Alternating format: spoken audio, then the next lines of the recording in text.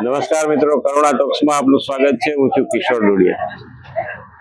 માનસ સદભાવના કથા એ રાજકોટમાં રેસકોર્સ મેદાન ખાતે 23મી તારીખથી શરૂ થઈ રહી છે અને રાજકોટના અનેક મહાજનો, વેપારીઓ, ઉદ્યોગપતિઓ આ કથામાં એક સેવક રૂપે અહીંયા હાજર હોય છે અને સતત એમની સેવા આ યજ્ઞમાં એક આહુતિ રૂપે આપી રહ્યા છે.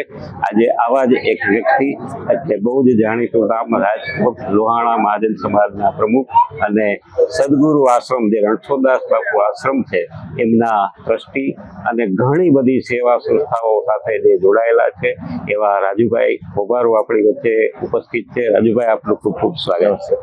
જય સિયારામ. જય સિયારામ. રાજુભાઈ, રાજકોટ માટે એક બહુ અનેરો લાહો અને અનેરો મોકો, અને આપે તો ઘણા બધા ધાર્મિક કાર્યક્રમોના સાક્ષી બન્યા છો, સાનિધ્ય આપને મળ્યું છે.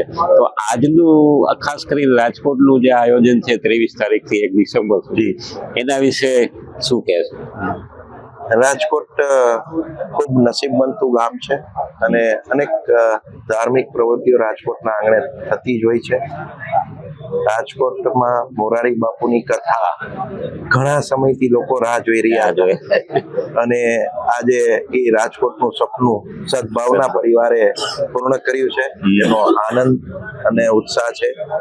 આમાં સદભાવના ચેરિટેબલ ટ્રસ્ટ જે છે એ ઘણી સારી પ્રવૃત્તિઓ કરે છે. માત્ર વૃદ્ધાશ્રમને રિલેટેડ વાત કરીએ તો એ બહુ ટૂંકી લાગે.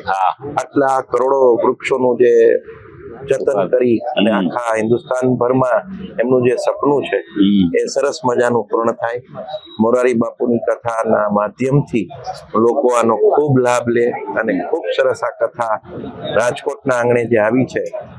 મોરારી બાપુની કથા રાજકોટના આંગણે આવે અને લોકોમાં ઉત્સાહ ના હોય એ બોલવું ઘણું બધું અશક્ય છે.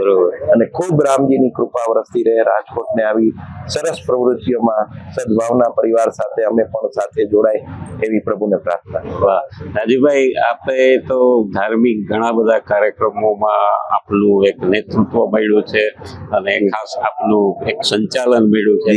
તો આજની કથાનું જે આપણે જે યોજાવા જઈ રહી છે 23 તારીખ, તો એ કથાનું આપનું શું નિરીક્ષણ છે? અત્યારે જે બધી તૈયારીઓ ચાલે છે, બહુ સારી તૈયારીઓ સદભાવના કરી રહ્યું છે અને સરસ રીતે આ કથાનું આયોજન જે સદભાવના પરિવારથી થાય છે એ 100% અકલ્પનીય છે અને ન ભૂતો ન ભવિષ્ય આવી કથા આગળ જતા કરવી બહુ અશક્ય છે. વાહ. તો રાજુભાઈ, ખાસ એક રાજકોટ લોહાણા મહાજન સમાજના પ્રમુખ તરીકે અને અનેક ધાર્મિક સંસ્થાઓ સાથે આપ જોડાયેલા છો. આજે કરુણા ટોક્સ માટે ખાસ આપે જે અમારા દર્શકોને ખૂબ સરસ વાત કરી, તો એક શ્રોતાઓ માટે એક આપના તરફથી એક અપીલ. શ્રોતાઓને, રાજકોટની જાહેર જનતાને સદભાવના પરિવાર વતી આમંત્રણ પાઠવું છું કે આ 23 થી 1 તારીખ સુધીની કથા છે. એમાં આપ સૌ પધારજો અને સરસ મોરારી બાપુની કથાનો આપ લાભ લેજો એવી નમ્ર અપીલ કરું છું રાજકોટની જાહેર જનતા. રાજુભાઈ, આપ ખૂબ સરસ સમય ફાળ્યો અને અમારા શ્રોતાઓને તમારી વાત આ કરુણા ટોક્સના માધ્યમથી રજૂ કરી. આપનો ખૂબ ખૂબ આભાર. જય સિયારામ. જય સિયારામ. જય સિયારામ.